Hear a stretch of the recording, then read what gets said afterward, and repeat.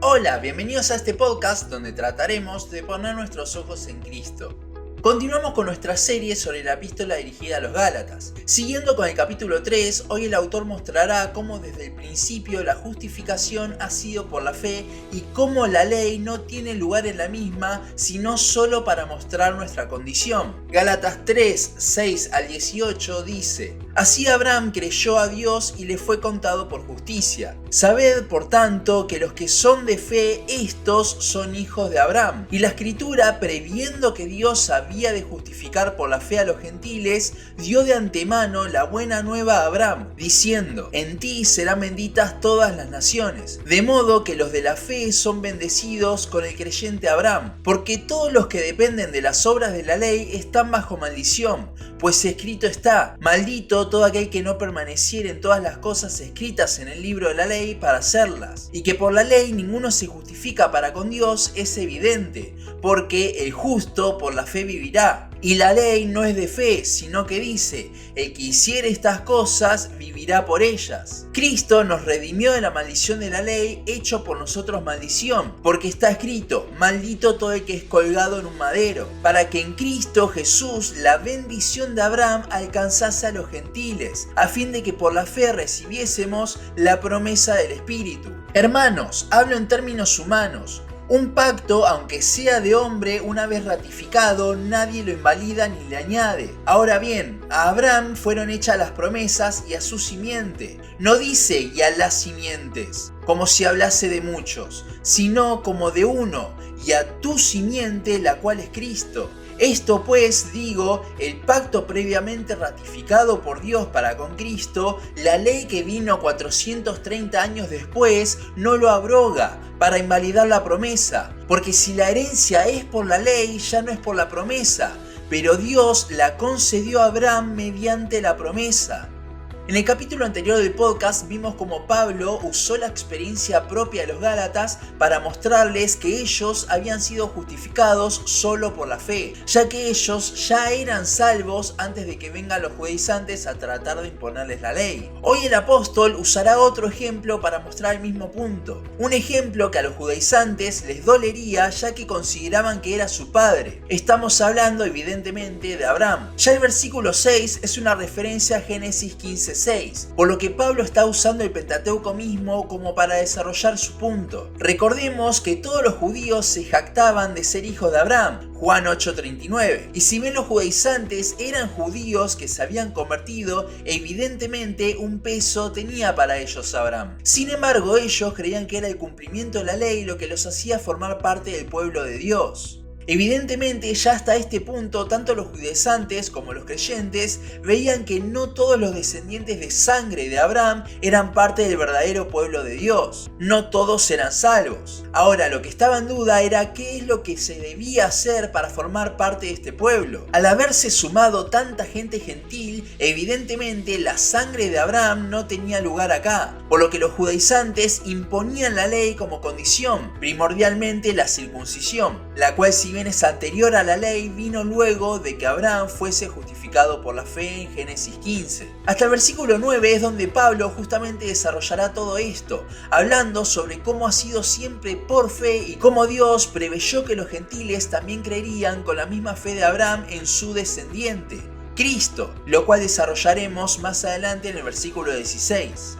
Del versículo 10 al versículo 14 mostrará la insuficiencia de la ley como para justificar, pero también lo grandioso de Cristo para hacerlo por gracia. Estos versículos así sueltos quizás son difíciles de entender. Hay que interpretarlos, como todos los versículos, a la luz de todas las escrituras. El versículo 10 les va a decir a los lectores que si dependiese de la ley ser parte del pueblo de Dios, entonces nadie formaría parte, porque la ley misma maldice a todos. Nadie puede cumplir todos los requisitos de la ley, es imposible, todos somos pecadores. Y vemos que en Deuteronomio 27:26, versículo que cita Pablo aquí, todo el que se desvía en algún punto de la ley es maldito. O sea que sí, todos somos malditos según la ley. Por eso se llega a la conclusión lógica por la que comienza el versículo 11, y es que ninguno se puede justificar por la ley, ya que la misma condena a todos por ser imposible de cumplir.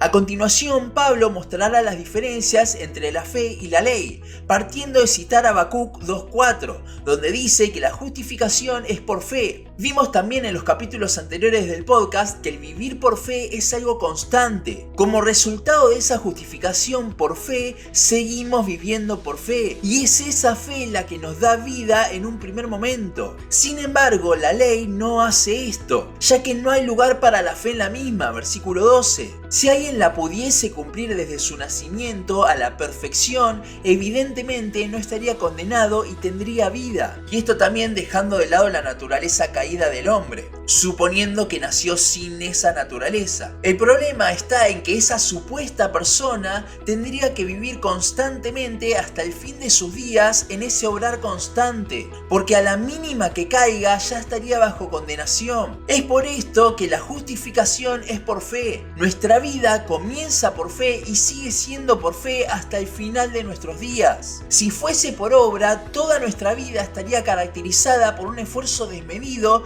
en cumplir todo más que por la fe, y sobre todo por el objeto de la misma, Cristo, el cual quedaría desplazado y hubiese sido totalmente innecesario.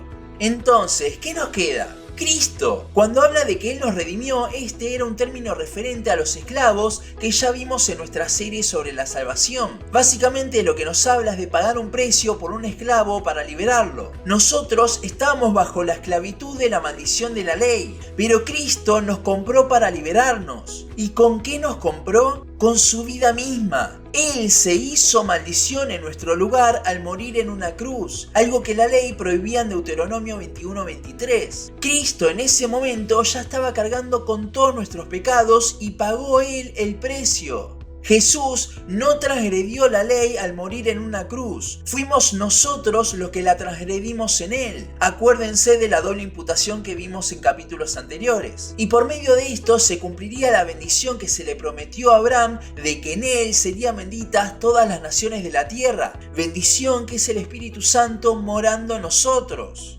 Por último, Pablo hablará de la promesa hecha a Abraham y cómo para nada la ley invalida la promesa. Ahora, para eso habría que interpretar correctamente la promesa, y es lo que hará aquí el apóstol. Dios hizo un pacto con Abraham, y una vez ratificado, o sea repetido para verificar que es así, no se puede invalidar. A pesar de esto que dice el versículo 15, podemos ver que los judaizantes estaban cambiando ese pacto por medio de la implementación de la ley en el versículo 17. Pero de vuelta, nada podría invalidar o añadir a ese pacto de fe del que viene hablando el apóstol en todo el pasaje de hoy. Y para eso hay algo fundamental, y es la fecha de la que se habla. La promesa a Abraham fue dada aproximadamente en el 2090 a.C.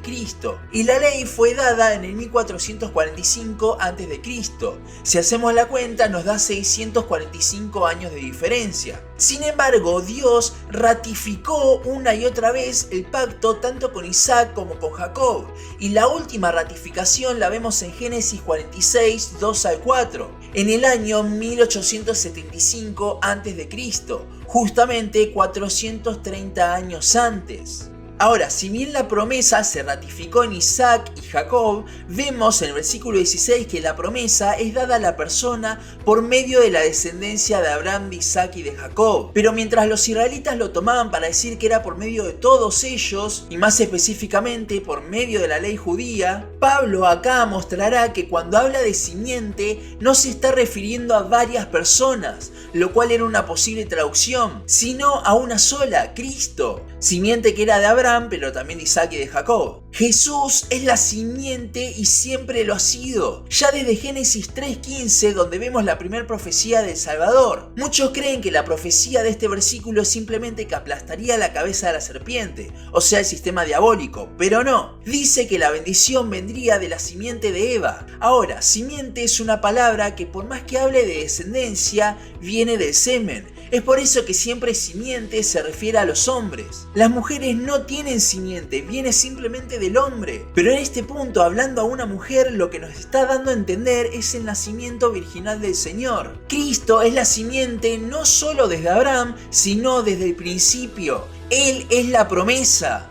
El versículo 18 es la conclusión de todo lo desarrollado, y es que si la herencia, el Espíritu Santo y todas las bendiciones que tenemos en Cristo pudiesen ser por la ley, entonces, como dijimos antes, en vano sería Cristo, en vano sería la promesa de un Salvador, ya que nos podríamos salvar por medio de cumplir la ley. Pero no, siempre la justificación ha sido por medio de la fe, y si es por medio de la misma, entonces no volvamos a las obras. Mantengámonos viviendo por fe, centrados en Cristo. Las obras son algo secundario que surgen de un corazón centrado en el objeto de su fe, en la promesa, en Cristo mismo. Por lo que nuestro esfuerzo debe ser en la gracia, como dice 2 Timoteo 2:1. Nuestro esfuerzo tiene que estar centrado no tanto en nuestras obras, en imponernos a las mismas, porque con ellas no podemos obtener nada, si no nos sería todo por gracia, sino en cada día ver más a Cristo, usar los diferentes medios de gracia para maravillarnos de Él, vivir centrados en nuestra fe. Eso es lo que nos llevará a vivir una vida transformada, a vivir en buenas obras y no por las mismas. La justificación ha sido desde un primer momento por fe